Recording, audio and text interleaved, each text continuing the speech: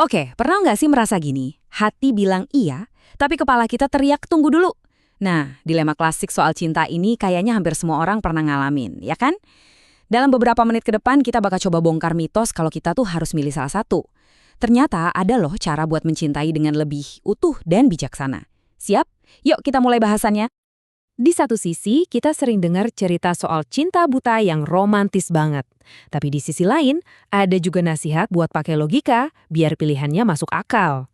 Nah, seringnya kita jadi bingung di tengah-tengah. Jadi, yang benar yang mana sih? Atau jangan-jangan pertanyaannya yang keliru dari awal? Mari kita selidiki bareng-bareng. Ini dia, peta perjalanan kita. Simple kok. Kita mulai dari dilema yang paling umum. Terus kita lihat dua jebakan yang sering terjadi. Habis itu kita bakal cari kunci buat nyatuin hati dan pikiran. Dan di akhir kita akan bahas langkah-langkah praktis buat bikin hubungan jadi lebih kuat. Oke, bagian pertama. Ini nih pertarungan klasiknya, hati lawan kepala. Pertarungan yang selalu ada di dalam diri kita setiap kali mulai jatuh cinta. Antara deg-degan di dada sama suara kalkulator di kepala. Nasehat pakai kepalamu ini biasanya datang dari orang yang sayang sama kita. Mereka khawatir kita jadi buta karena cinta, kebawa emosi sesaat, terus ujung-ujungnya bikin pilihan yang salah dan bikin sakit hati. Ya intinya ada ketakutan kalau perasaan doang tuh nggak bisa dipegang sebagai penunjuk jalan. Tapi, apa jadinya kalau kita milih salah satu sisi secara ekstrim? Nah, ternyata, mau jadi budak perasaan atau jadi robot logika, dua-duanya itu sama-sama jebakan yang berbahaya buat sebuah hubungan. Nah, ini dia nih, dua kutub ekstrim yang sama-sama nggak ideal. Di satu sisi, cinta yang cuma ngandalin perasaan itu bikin hubungan kayak naik kali roller coaster. Seru sih, penuh gairah, tapi gegabah banget dan bisa berakhir fatal. Di sisi lain, cinta yang cuma pakai logika, wah itu jadinya kayak transaksi bisnis aja. Semuanya dihitung, efisien, tapi dingin dan nggak ada jiwanya sama sekali. Kutipan ini bener-bener pas banget buat gambarin jebakan logika, datar, dan dingin. Ini peringatan keras kalau hubungan yang isinya cuma perhitungan bakal kehilangan sihirnya. Mungkin kelihatannya aman dan stabil, tapi hubungan itu nggak hidup. Jadinya cuma kewajiban, bukan perayaan. Jadi, kalau dua-duanya ekstrim itu jebakan, terus jalan keluarnya gimana dong?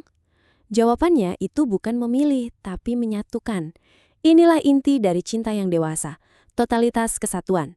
Momen di mana hati dan pikiran nggak lagi berantem, tapi justru berdansa bareng. Poin pentingnya tuh bukan kompromi 50-50 ya, tapi ini sintesis 100-100. Coba deh bayangin, hati itu kayak mesin mobil yang ngasih tenaga, dan akal budi itu setirnya yang ngasih arah. Kita butuh dua-duanya kan buat sampai tujuan dengan selamat dan tetap seru. Mereka nggak saling ngalahin, tapi saling melengkapi. Dan ternyata, ide ini bukan hal baru loh. Sebuah teks kuno udah menjelaskannya dengan sempurna. Coba perhatikan deh kata kuncinya. Segenap hatimu dan segenap akal budimu. Bukan atau, tapi dan. Ini tuh kayak undangan buat kita mencintai secara total, tanpa ninggalin sebagian diri kita. Oke, teorinya kedengeran bagus. Tapi gimana cara praktiknya di dunia nyata, di tengah kesibukan kita? Yuk kita bedah langkah-langkahnya satu persatu. Ada 3 langkah sederhana yang bisa kita coba. Pertama, rasakan. Dengerin apa kata hati, terima aja perasaannya, tanpa dihakimi. Kedua, pikirkan. Ajak logika kita buat nimbang-nimbang konsekuensi dan nilai-nilai yang kita pegang. Dan ketiga, sintesis. Cari jalan tengah, cari keputusan yang rasanya pas di hati, dan sekaligus masuk akal di kepala. Biar nggak cuma jadi teori doang, ayo coba tantangan harian ini. Contohnya gini. Pasangan kamu batalin janji. Hati kamu mungkin langsung ngerasa kecewa kan? Nah, itu langkah 1, rasakan aja. Tapi, tahan dulu, jangan langsung bereaksi. Berhenti sebentar, pikirin. Mungkin dia lagi capek banget atau ada urusan mendadak. Itu langkah 2. Baru deh pilih respons yang mengakui perasaan kecewa kita, tapi juga nunjukin pengertian. Itulah yang namanya sintesis, langkah 3. Jadi, pertanyaan terakhir buat kita sekarang bukan lagi hati atau pikiran. Pertanyaan yang sebenarnya adalah, dalam pilihan kecil apa hari ini kamu bisa menghormati keduanya secara penuh? Karena cinta yang hebat itu nggak dibangun dari pengorbanan salah satunya, tapi dari kolaborasi yang indah antara keduanya.